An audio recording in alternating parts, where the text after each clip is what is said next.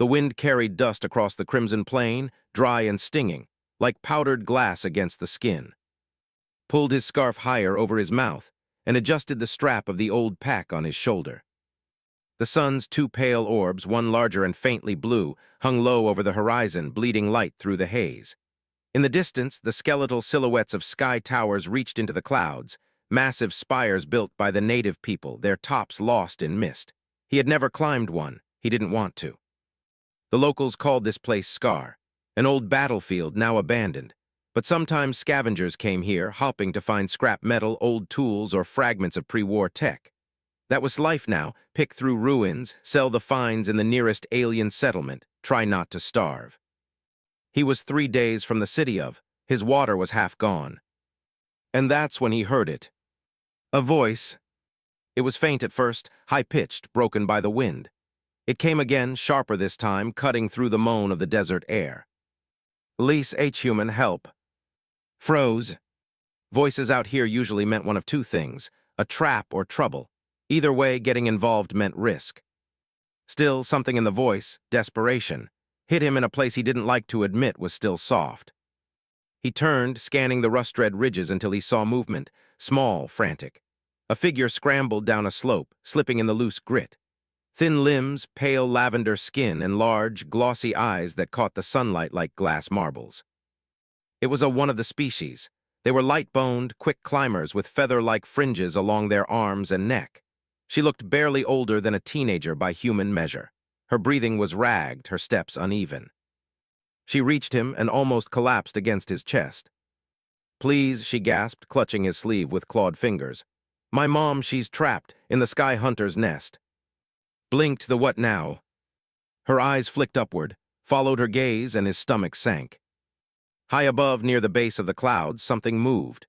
A huge, angular shape clinging to the side of one of the sky towers. The body was insect-like, but bigger than its legs hooked into the stone, its wings folded tight against its back. Its head was hidden in a cluster of bone-white material, its nest. Sky Hunter. He'd heard the name before from other scavengers, stories told around dim campfires. Predators that could snatch a stray beast off the ground without a sound. 6 legs, a hooked beak, venom strong enough to paralyze a full-grown in seconds. Most thought they were just a legend. Clearly not. Studied the girl, your mother, in there. She was gathering sky moss for the market. The girl's voice cracked. The hunter took her. "Please, you're human, you can do it." Almost laughed. "You're human, you can do it," like being human made him invincible. "I'm not a soldier anymore," he muttered. "I don't." "She'll die," the girl cried.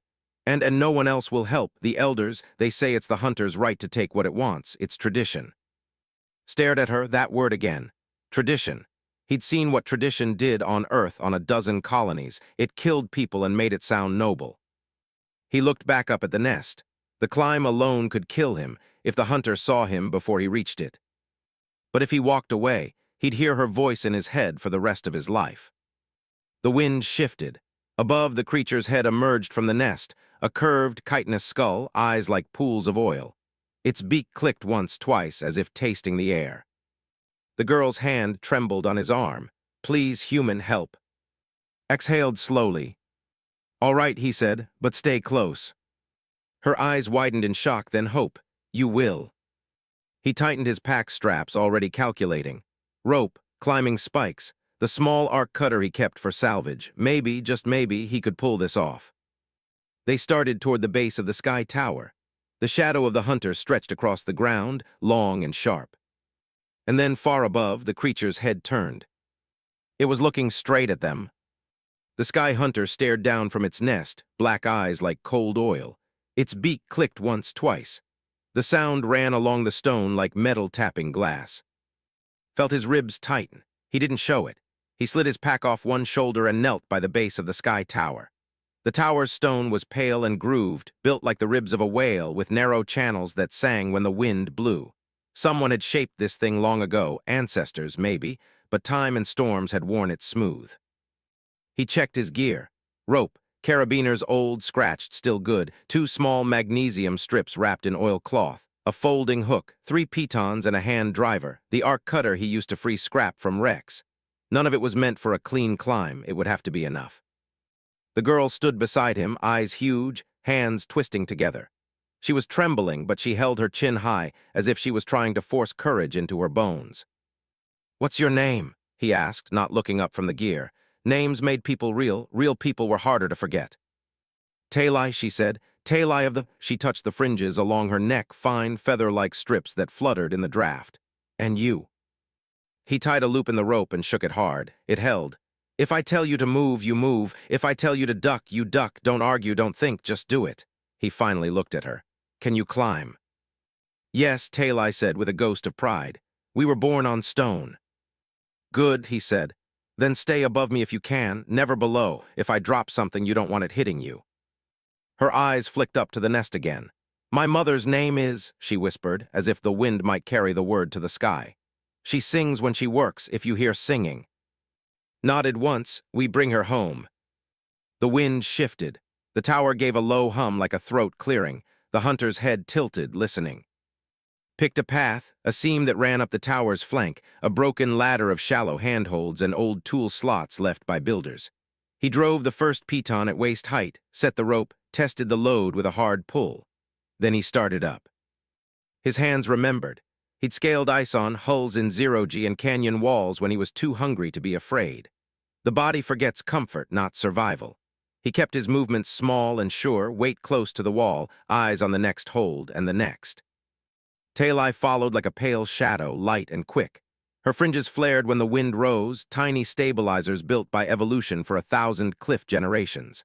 Twice she pointed with a claw, showing him a hidden notch or safer edge he would have missed. She was scared. She was also good. 100 feet up, the ground below looked soft and far. 200, and the wind began to push sideways, trying to peel them off the stone. 300, and the tower's hum wrapped around them, notes rising and falling with each gust, like a chorus of flutes buried in rock. Paused on a small lip and anchored the rope through a second piton. He watched the hunter. It hung from its nest by 3 hooked legs. The other 3 flexed in the air, slow and lazy, as if testing weight. Its folded wings shivered once, a whisper of membrane. "You said the elders wouldn't help," said voice low. "Why?" Talai's jaw tightened. "They say the sky mothers take what they are owed, one life a season to keep the storms away. They say if we defy the taking, the wind will break our towers." She glared up at the nest. "It's a story to hide fear." "You asked them anyway." "I begged," Talai whispered. "They turned their faces and struck the ground with their staffs to end my words." Didn't answer. He'd seen leaders make fear sound like law. He fought for some of them before he learned to read the shape of lies.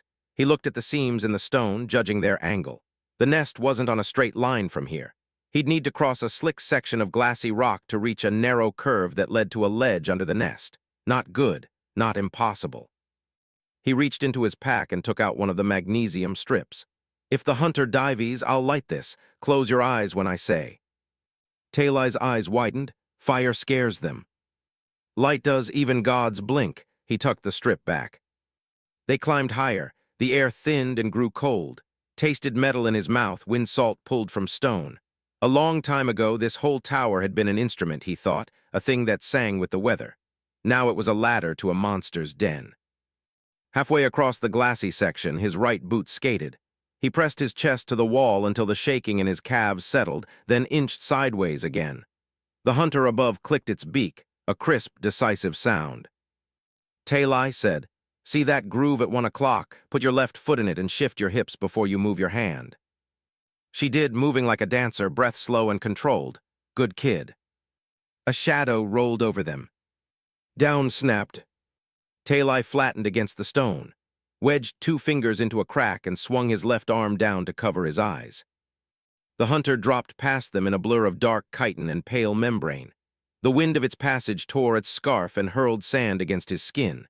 It wheeled out and back, a smooth arc that cut across the tower face like a scythe. Yanked the magnesium strip and struck it against the arc cutter's igniter. White fire bloomed in his hand, a sunburst the size of his palm. "Eyes," he shouted. Talai squeezed her lids shut. The flare washed the world in painful white. The hunter jerked in midair, wings snapping wide, beak clacking. It spiraled up and away, blind for one precious heartbeat. Counted 3 breaths, then shook the strip to dim it and shoved it under the lip of rock where it would still glare but not cook his fingers. The strip hissed and spat, stubborn and bright. "That won't keep it off long," he said. His voice felt too big in the high air. "Move." They reached the curve. The wind here wrapped around the tower and shoved them toward empty sky, drove a third piton deep into a hard seam, anchored the rope, and tested it twice. The hunter circled above, wings beating the air like drumheads. The flare's light was fading now, down to a fierce glower. The curve led to a ledge just wide enough for both of them to stand shoulder to shoulder. Above, the nest clung to the tower, bone-white and full of shadows. It wasn't just built from bone. It was built from anything the hunter could drag home: woven stone reeds, strips of tough plant fiber, even bits of metal glinting in the light. A scavenger's architecture. A smell drifted down, metallic sweet, wrong blood and venom. Talai said softly, "Stay behind me." He took the arc cutter and popped its guard. A focused spark hissed at the tip, hungry and blue-white. He eased up, testing each step. The nest had a lower lip like a bowl. He could hear something inside, tiny scraping sounds, a wet shuffle, a breath that was not wind. "Mom," Talai whispered. It was barely a word. From within the nest, a thin, wavering voice answered, "Talai." The sound did not belong on a cliff this high. It belonged to kitchens and markets and simple days. It slid under ribs and pulled. Talai breathed again, closer to a whimper. "Don't climb, don't." The hunter shrieked. It plunged from the sky in a tight spiral, faster than would have believed. He did not have a second flare ready. He could not drop into cover without losing the ledge. "Talai now," he barked. She reacted without thought, the way he'd told her to. She pressed against the stone, head down, eyes closed, pivoted on his toes and thrust the arc cutter toward the diving shadow. The spark bit the hunter's beak as it slashed past. The smell was awful, burned shell and something chemical. The creature snapped back and one of its hooked legs clawed its shoulder. Cloth tore. Heat ripped across skin. He felt blood run hot under his sleeve. The hunter banked and climbed again. It had felt that. Good, it would be careful now. Careful he could use. Reckless got you killed. Careful made you predictable. Forced his breath steady and looked into the nest. He saw Talai's mother, half buried in fibrous strands, limbs pinned by resin the color of tea. Her eyes were open, wide with venom-slow panic. Her mouth trembled. She was alive. Around her, egg sacs bulged like pale lanterns, 6 of them veined and faintly pulsing. One had split at the top, a wet slit opening and closing. A small hooked beak pushed out, tested the air, and pulled back. Hatchlings. Stomach dropped. A nest with eggs made the hunter twice as dangerous. It wouldn't flee, it would kill. And if the hatchlings were close, usefulness to the hunter was simple and brutal, fresh food at first light. "Talai," said, voice calm by force. "She's alive. The resin is holding her. We have to melt it fast. Once I start cutting, that thing will come again. You're going to help me hold her weight when it breaks, or she'll slide." Talai's face had gone ashen. She swallowed and nodded. Her hands flexed like she was remembering the shape of work. "Tell me when." Moved in, set his feet, and angled the cutter. The resin bubbled and smoked at the touch, turning from glassy solid to sticky gel. He worked around the wrist first, then the shoulder, then the hips. Made a sound like a dreamer waking, soft, not real. Venom slow. "Almost there," he said. A sound rose from below, alien to this place, but familiar to him. A low hum, the pitch of a small engine tuned hard. Glanced down the face of the tower and saw movement at ground level. A disc-shaped skiff sliding over the dust, glossy and black, with an open deck and 3 figures in light armor. Human armor. A harpoon launcher sat on the bow, its cable coiled like a snake. Talai saw it too. "Who?" "Poachers," said, disgust flattening his voice. "Venom harvesters. They shoot the hunter, reel it down, cut out the sacks, and run. They'll saw your mother in half if it means killing the nest fast." He felt something old and bitter stir in his chest. He'd seen this on other worlds, humans arriving with smiles and leaving with whatever they could carry. The skiff rose on a puff of dust to hover at the base of the tower. One of the figures lifted a bullhorn. The sound came thin but clear on the wind. "Climbers," the voice called, too cheerful. "Off the wall, we'll handle the animal, you'll thank us later." Didn't answer. He burned another line through the resin. His arm tore free and slumped at her side. Her fingers twitched, trying to find purchase. The horn voice came again, colder. "Last warning, move." Talai looked from the skiff to, panic in her eyes. "What do we do?" We ignore them, said. We're almost. A crack split the air like a bone snapping. The harpoon launcher fired. The barbed shaft slammed into the nest with a shriek of tearing fiber. The whole structure lurched, twisted, and set. The cable went taut, singing against the stone. The hunter screamed, a horrible sound like a metal door being dragged across stone. The nest had shifted, just enough to tilt toward the open air. Talai snapped. Now, hands under her shoulders, take her weight. Talai moved, fast and precise. She slid into the nest beside her mother, dug her claws into the resin for traction, and slid her forearms under his back. I've got her. Cut the resin its hips. It clung like stubborn sap, then let go all at once. His body sagged into Talai's arms. For a second they held. The harpoon cable shuddered. The nest yanked sideways again. Talai's footing went out from under her. She screamed as she slid toward the edge, dragging her mother with her. Dropped the cutter, threw himself forward, and caught Talai's upper arm with one hand and the resin strands with the other. Heat flared through his torn shoulder. His boots scraped for purchase, found none, slipped. His ribs hit the nest lip hard enough to knock breath from his lungs. Below, the skiff's engine roared. The cable ratcheted. Above, the hunter folded its wings and arrowed down, rage in its scream. Talai cried, fingers clawing at his sleeve. Head lolled, eyes glassy, lips mouthed a word that could have been home. His mind split clean and cold. 3 problems, 1 body. He hooked his left elbow over the nest edge, locked it, and heaved. Talai slid back 2 hand spans. Not enough. The nest groaned again. The eggs quivered. One split another finger width. The skiff's bullhorn voice rose. Hang on, friend, we've got it. They were going to drag the whole nest off the wall to get the kill. His jaw clenched. He let go of the resin and reached blindly to his belt. His fingers found the folding hook, flipped it out, and shoved it up into a tangle of thicker fibers above the lip. The hook bit. He clipped his belt carabiner to it and locked it. A bad anchor, but an anchor. He shifted weight onto it and used the new leverage to haul Talai in again. Pull when I say, he grunted. On 3, 1, 2. A sharp crack overhead, not harpoon, rifle. A slug smashed into the stone inches from his face, spitting chips. The poachers were shooting to force him off. Bared his teeth. 3! He hauled with everything left, muscle tearing in his shoulder like raw fabric. Talai screamed and pulled. Slid, and this time she stayed, wedged between strands where the nest rose into a thicker wall. The hunter hit the nest. There was no time to see anything. There was only force. The world became a fist made of wind and rage. The nest shuddered like a living thing. The hunter's hook scraped the stone inches from sear. Its beak slashed at the cable, snapped once, missed, snapped again, and bit steel. Sparks flew. The cable held. The hunter shrieked, maddened by pain and the trapped pull at its nest. The skiff's engine climbed in pitch, straining. The cable sought a groove in stone and smoked. The launcher's frame shook.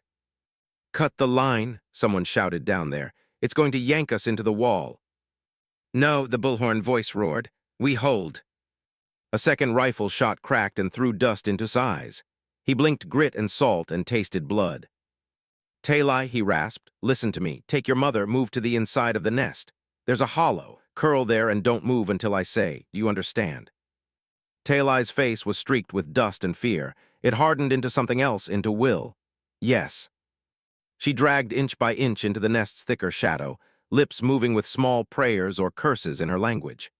The hatchling egg beside them split in a wet sigh, and a tiny beak poked out, opening and closing at air that wasn't for it yet. Rolled to his knees and reached for the arc cutter with shaking fingers. Hey, the bullhorn voice barked, closer now.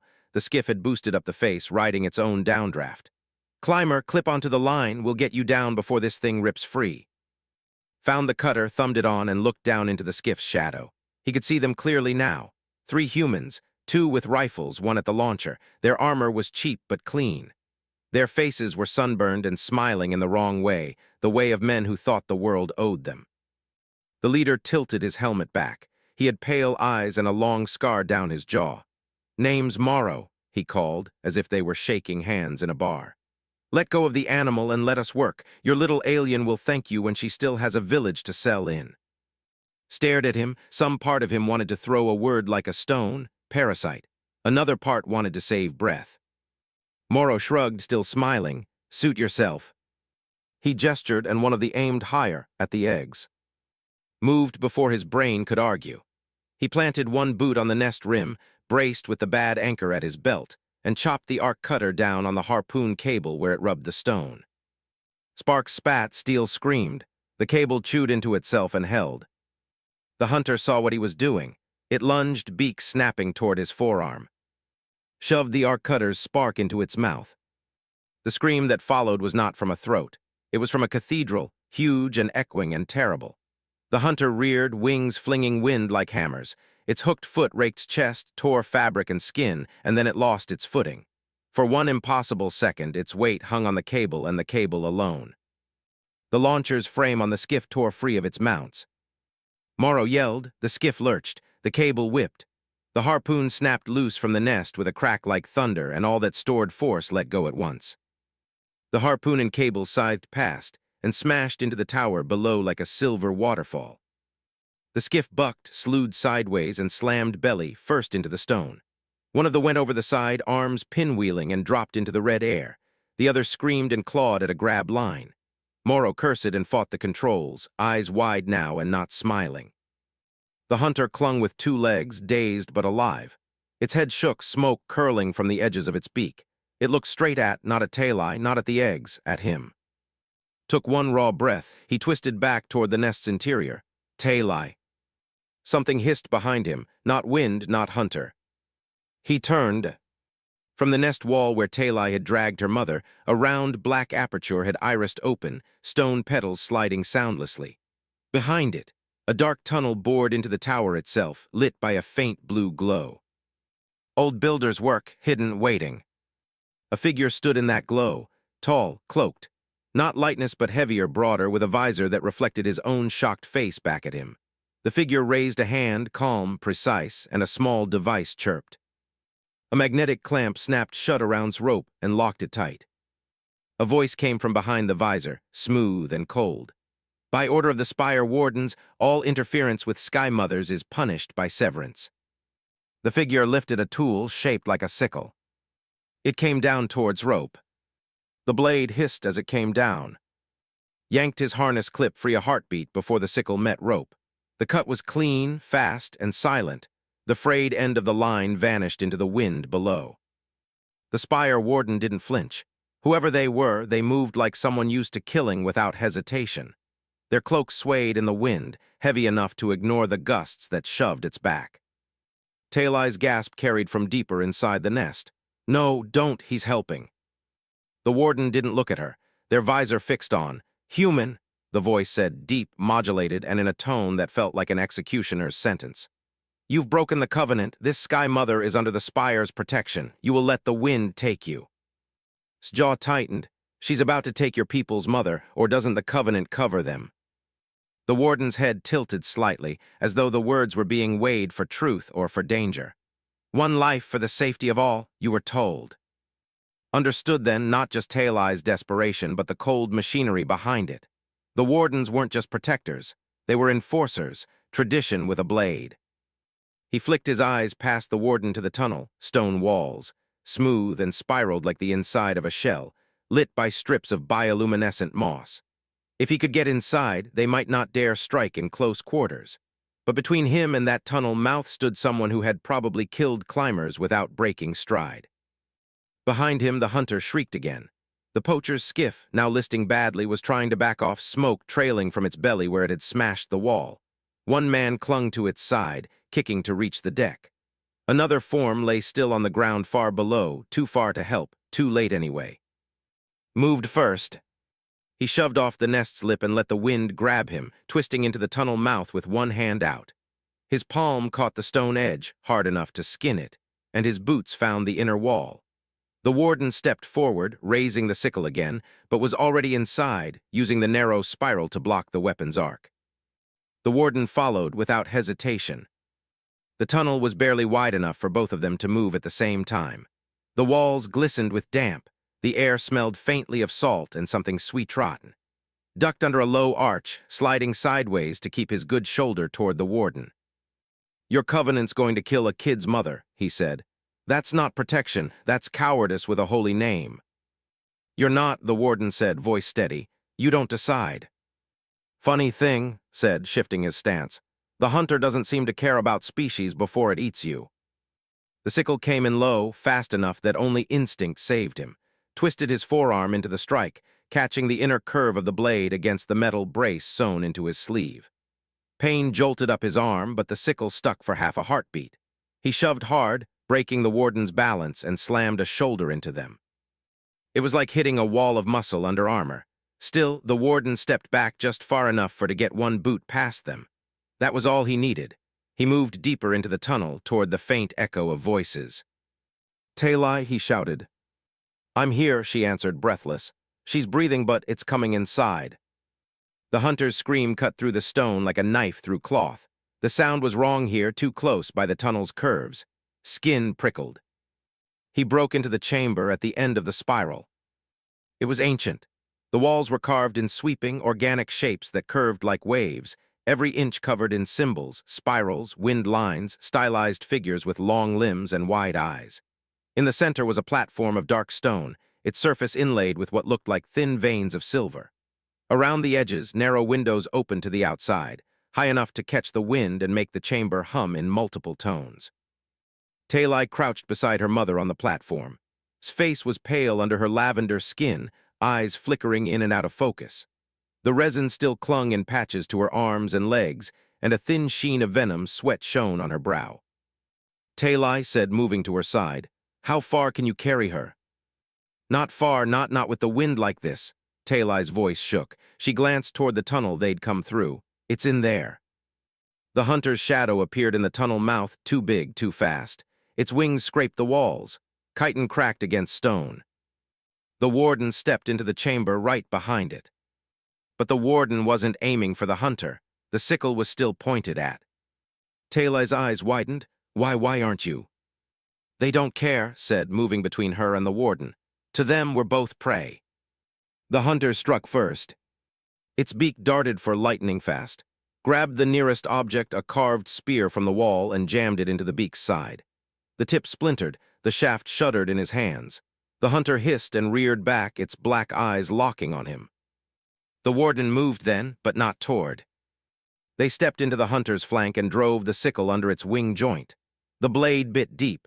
A gush of thick, amber fluid sprayed across the platform.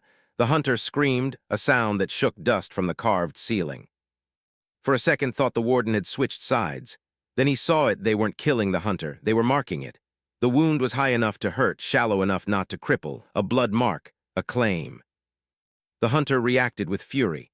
Its hooked leg lashed out, catching the warden in the side. The armored figure was flung into the wall, hit hard, and slid down. The sickle clattered away. "Didn't think," he turned to Talai. "We move now." Together they got to her feet or something close. She could barely stand, her weight folding into his good shoulder.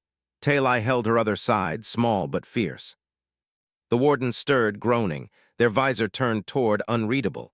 "If you leave now," they rasped, "you doom the spire." "I'll take my chances," said. The hunter lunged again, grabbed the sickle from the floor as they stumbled toward a narrow exit on the far side of the chamber. He shoved Talai and through first, then turned to face the hunter one last time. It wasn't following them. It was looking at the warden, blood-marked, wounded, pinned against the wall. Then, without warning, it folded its wings and hurled itself back into the spiral tunnel it had come from. Its scream faded into the wind outside. The chamber went eerily quiet, except for the hum of air through the windows.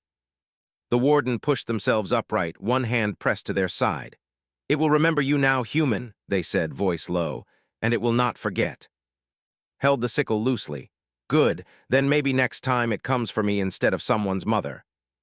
He turned and followed Talai into the dark passage, not knowing yet that the tunnel they'd chosen didn't lead out. It led down. Far down, and whatever had built these spirals hadn't left them empty.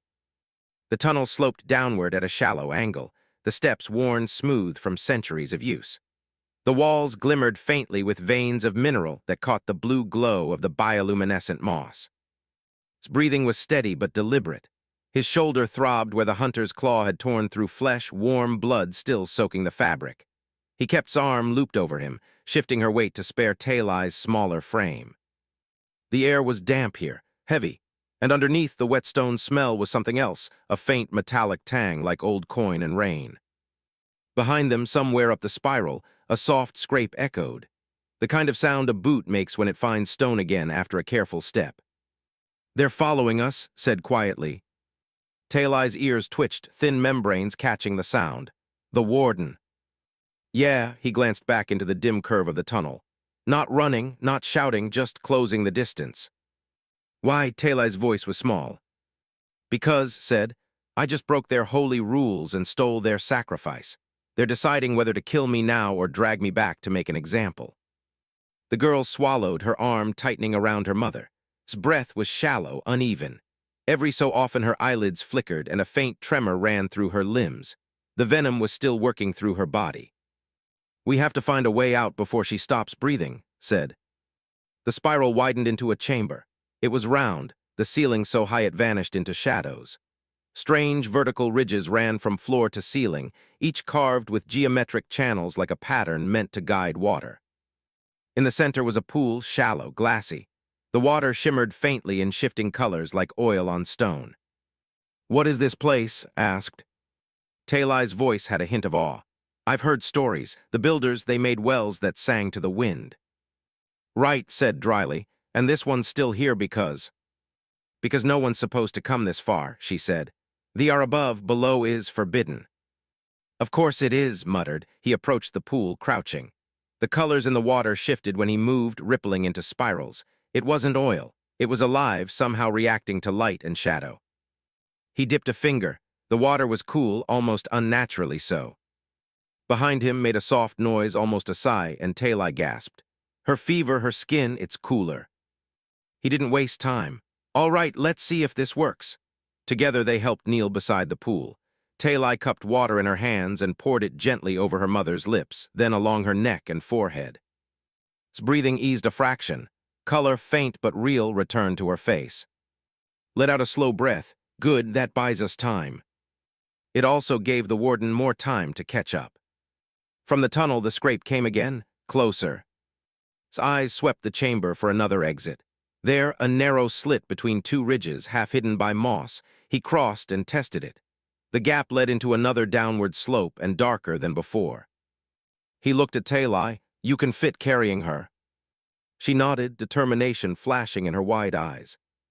"Good," he said, "because we're moving." They slipped into the slit, single file first, then Tail-Eye with both of them ducking low. The tunnel bent twice, cutting off the glow from the chamber behind. The air grew colder, and a soft vibration hummed through the stone underfoot. "What's that sound?" Tail-Eye whispered. Felt it too, steady, mechanical, almost like a pulse. Something still running down here. They emerged into a rectangular passage lined with panels. The material wasn't stone, it was smoother, warmer to the touch, and faintly pulsing with light from within. Symbols, similar to those in the chamber above, ran along the edges. Tail-Eye's voice trembled, not with fear this time, but with something like reverence. "This is builder tech, not just old carvings, this still lives." "Then maybe it can get us out," said. He traced a panel with his fingers. The light inside shifted in response, forming shapes, a map? No, a pattern. A winding network that reminded him of veins or roots, ending in nodes that pulsed brighter than the rest. One of those brighter nodes was glowing red. The others glowed white. "Danger marker," guessed aloud. As if in answer, the hum beneath them deepened. The red node pulsed faster. Then came the screech. It wasn't the hunter. This sound was sharper, metallic, and closer. From somewhere below, machinery ground against stone, followed by a rapid clicking that made the hair on his neck rise. Tail-Eye flinched. "Guardians." "What kind of?" Before he could finish, the floor panel ahead of them split open. From the gap rose a shape, thin and made entirely of bronze-like plates. Its head was a smooth oval, featureless except for a narrow, vertical slit that glowed faint blue. Its limbs ended in multi-jointed claws. It moved without sound, except for the faint of servos. The thing's head tilted toward them, or at least thought it did. Then it stepped forward, each movement clean and deliberate. Behind them, the scrape of boots echoed again. The warden was in the slit now, trapped between a pursuing enforcer and a machine older than any living. Shifted weight off his shoulder and set her gently against the wall. "Tail-Eye," he said, never taking his eyes off the construct.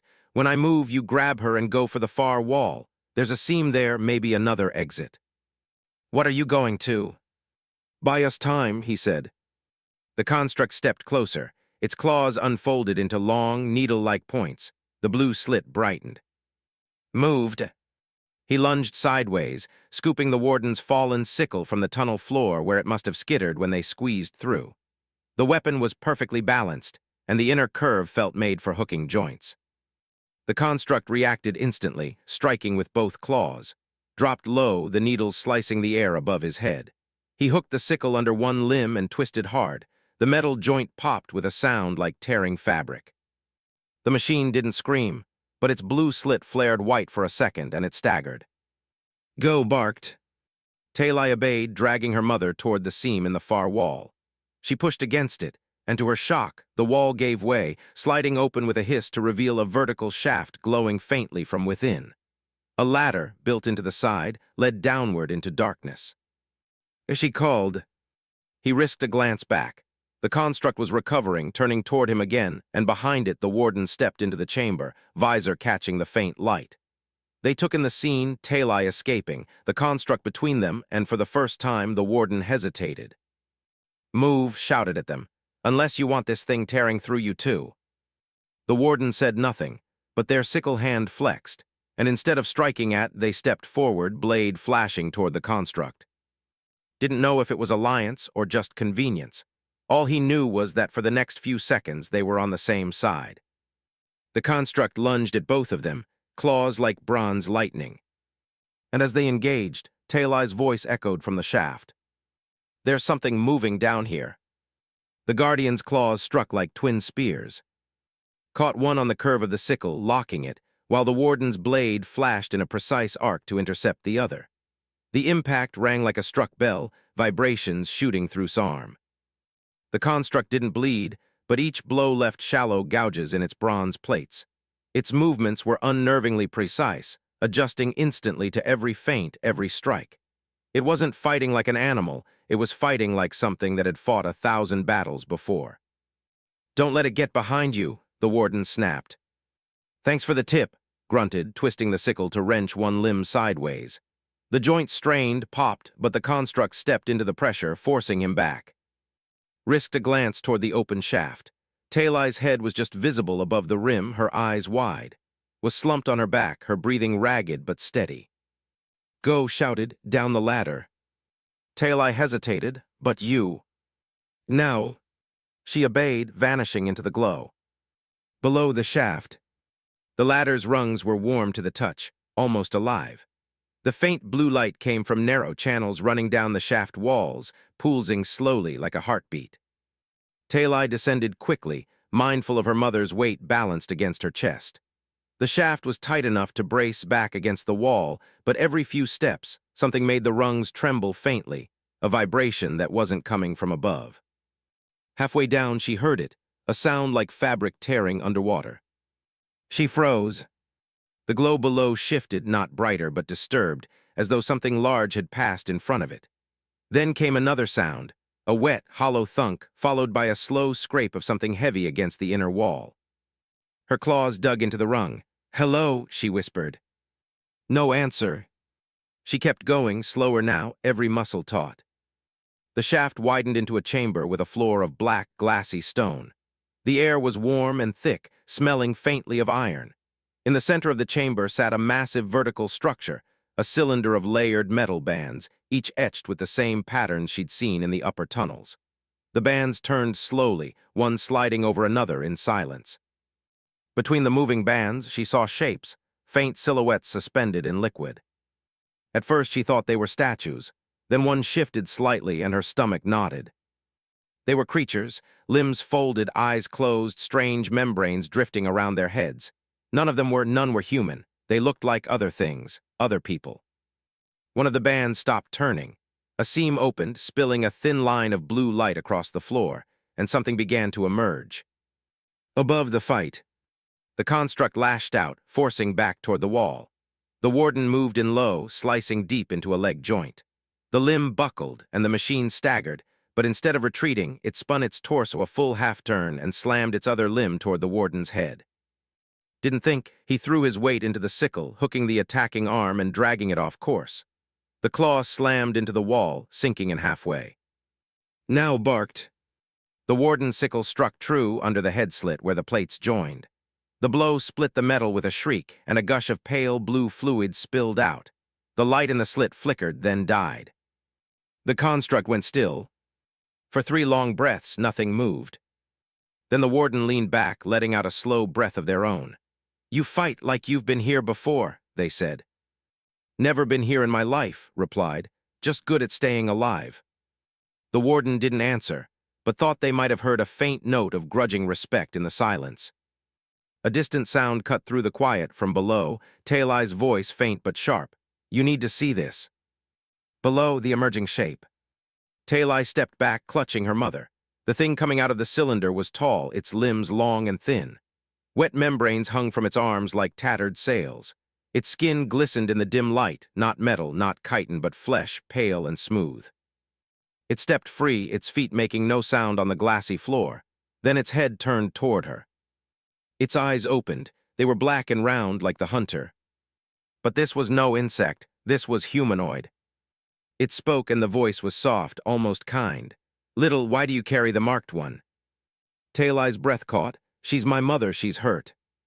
The figure tilted its head. "Hurt because the mother took her, that is, against the pattern." It looked past Tail-Eye up toward the shaft. "Something has disturbed the cycle." Its eyes settled on her again. "You must leave before the others wake." "Others?" Tail-Eye whispered. Around the chamber, more bands were stopping. More seams were opening. Above, the warden's warning. Heard the echo of mechanical shifts below, followed by a faint, wet sound. He felt it in the stone under his boots. The warden stiffened. "They're waking." "Who they?" asked. "The first chosen," the warden said grimly. "What the builders left to guard the covenant." "That thing we just killed was a guard," said. "So what's a first chosen?" The warden looked at him through the visor. "Predators, older than the Sky Mothers." The hum deepened, so low it rattled its teeth. The shaft below glowed brighter now, and the air carried a strange heat, pulsing in time with the moving bands. From far below, Tail-Eye's voice rang out again, sharper this time. "They're not staying in the chamber." The hum became a throb, deep, rhythmic, as if the spire itself had a heartbeat. Felt it in his boots, in his ribs. The warden's visor glinted in the shifting blue glow from below. From the shaft, the first of the first chosen stepped into view. His instinct screamed hunter the moment he saw the eyes, black, unbroken pools. But the rest was wrong. The body was tall and lean, humanoid in proportion, its movements unnervingly fluid. Wet membranes trailed from its arms, pulsing faintly with color like jellyfish bells. It climbed without using the ladder, fingers and toes sinking into the wall with quiet, deliberate ease.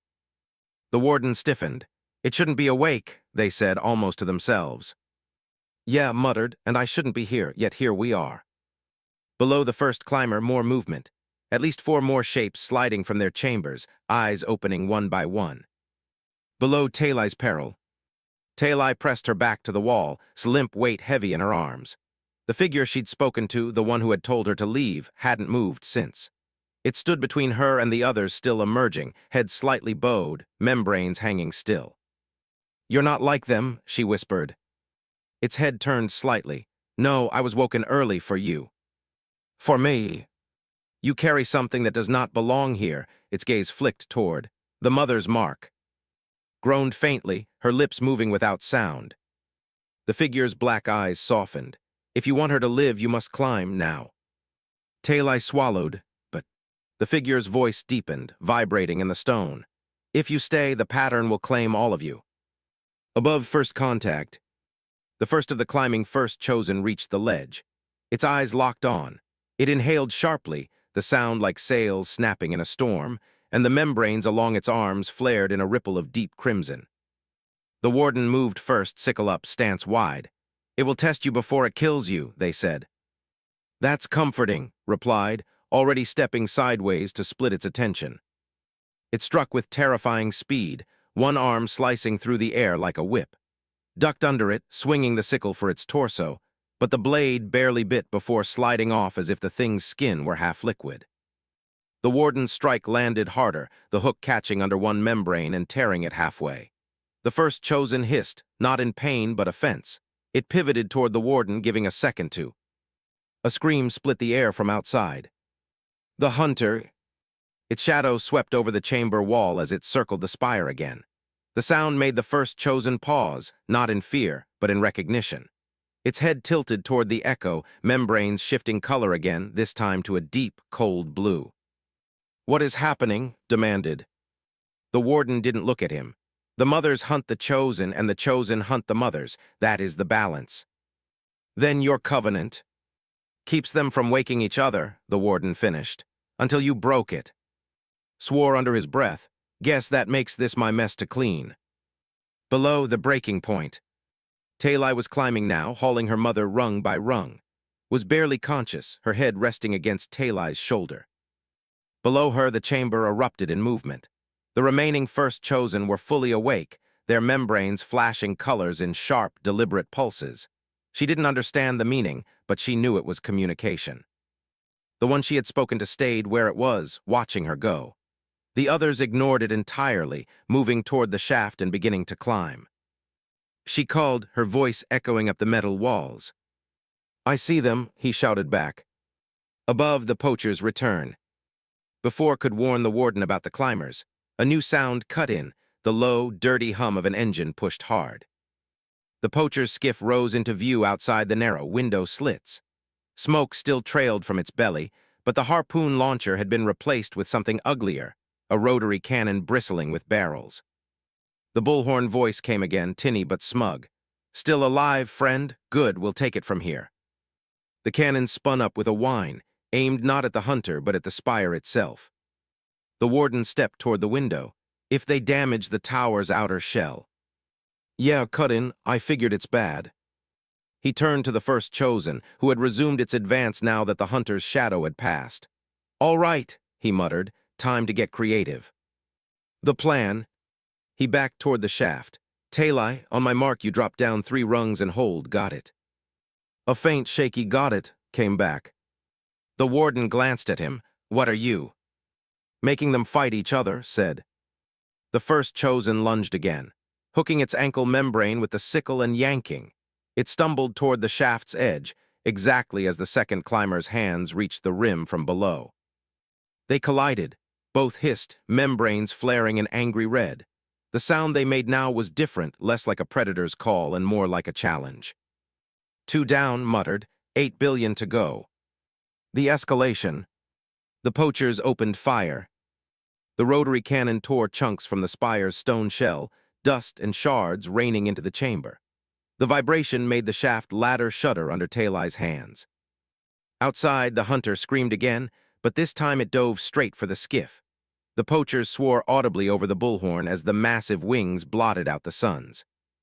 Inside, the warden moved with sudden urgency. "We have to seal the lower chambers or they will swarm the spire." "Seal it how?" demanded. The warden pointed toward the glowing panels on the wall.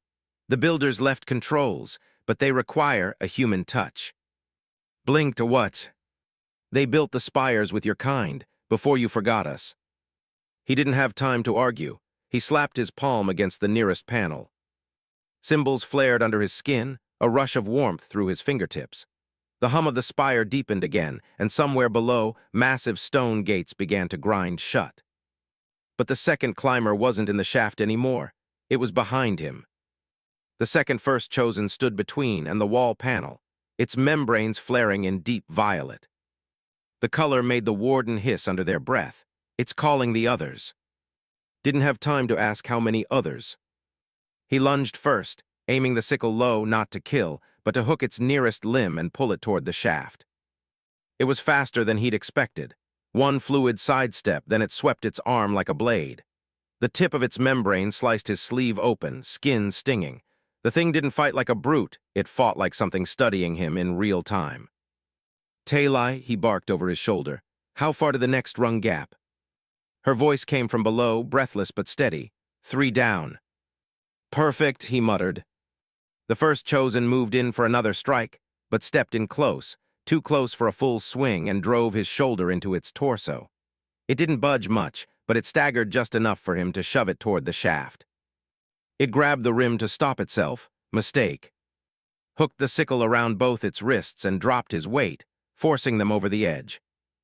For one long second, it dangled eye to eye with Talai below. Then another climber's head came up from underneath, and the two slammed together in a tangle of limbs and membranes, tumbling back into the shaft's depth. Talai pressed herself flat against the wall, holding her mother tight as the shapes fell past into the darkness. Outside, chaos in the sky. The hunter hit the skiff like a battering ram. The rotary cannon spun sideways, shredding nothing but empty air as the vessel pitched hard. One of the poachers lost their grip and went overboard, their scream cut short as the hunter's beak struck like lightning. The bullhorn voice was shouting now not orders but panic. "Get us out! Get us out!" The hunter's wings beat a hurricane against the spire, the downdraft sending more dust and shards into the chamber where stood. The warden's decision. The wardens slammed their palm against a second panel. More grinding, deeper this time, the sound of gates locking far below. "That will hold the lower chambers," they said, "but the open shaft is still a breach." Wiped dust from his face, "Then close it." "I can't only," the warden stopped, visor turning toward him. "Only a human can." Blinked, "You've got to be kidding me." "The builders made the for your species," the warden said sharply. "We've been keeping them alive without the key for centuries." "Why?" asked, even as he stepped toward the glowing seam beside the shaft. "Because if the key dies," the warden said, "so does the covenant." The seal pressed both hands to the seam. The panel beneath his palms warmed, symbols rippling out from the center. He felt something more than heat, a pull like the spire itself was sampling him. Then a pulse of light ran down the shaft walls. A low, resonant note vibrated through the stone, deeper than any hum before. The ladder rungs folded inward, vanishing into the wall. A circular iris of black stone slid into place over the shaft mouth, sealing with a final, echoing thunk. Talai's voice came faint through the seal. He pressed his ear to the warm stone. "You're safe, I'll get to you." But first, the hunter. A shadow swept across the chamber's window slits. The hunter was climbing the spire now, claws biting into the outer stone. Its head appeared in the nearest slit, an oil-black eye locking straight on. The warden froze, sickle halfway raised. It didn't lunge, it stared. Then it made a sound, not the shriek of a dive, but a low, thrumming call. Glanced at the warden. "What's it doing?" "Claiming," they said, voice low. "It knows you heard it, it respects you, or it's warning you." "Not sure which is better," muttered. The poacher's last play. The skiff's engine roared again. It had pulled away from the hunter just enough to line up another attack. The cannon's barrels spun, aimed straight at the chamber's base. "They're going to breach the spire," the warden snapped. His eyes flicked to the sealed shaft, the wall panels, the hunter outside, the first chosen still below the gates. And then the HFY moment hit him like a spark. The trick. He sprinted to the nearest panel, slamming his palm against it again. "Can you control the wind channels from here?" The warden hesitated, then nodded. "Yes, but why?" "Open everyone on this side, full force." The warden didn't argue. Their own palm hit a second panel, and the hum in the walls shifted. The narrow slits in the chamber flared wide, air screaming through them like the breath of a giant. The wind caught the skiff broadside. It spun off balance, and the hunter struck. This time, the impact drove the vessel straight into the open air. The rotary cannon tore free and tumbled into the red haze below. The remaining poachers belayed, their parachutes snapping open, but the hunter ignored them, wings folding as it vanished into the clouds after its prey. Aftermath in the spire. The wind channels closed with a slow sigh. The chamber seemed impossibly still after the chaos. Leaned on the sickle, catching his breath. "That enough to restore your covenant?" The warden's visor tilted toward the sealed shaft. "The mothers will feed on what remains of the chosen. The gates will hold until the next season. The balance is restored." Nodded once. "Good, now open that seal." The warden studied him for a long moment, then pressed their palm to the seam. The iris spiraled open, warm air rising from below. Talai was there, still in her arms, but breathing stronger now. Relief broke across the girl's face when she saw him. "I thought you were." "Not today," he said, reaching to take weight. "Let's get her home." They descended the spire's outer walkways at dawn, the sun's twin light painting the horizon gold and blue. Walked now, leaning on Talai, her steps slow but steady. The warden walked a few paces behind. When they reached the last ridge before the plains, they spoke. "Human," they said, "you broke the covenant and saved it. If you stay, you will be watched." Gave a tired half-smile. "I'm used to that." They turned away, cloak vanishing into the morning haze. Talai looked up at him. "You didn't have to help us." "Yeah," said, glancing back at the distant spire where something vast moved in the clouds. "But you asked." They kept walking. Behind them, high above the plains, the sky hunter's shadow passed once over the ground and did not follow.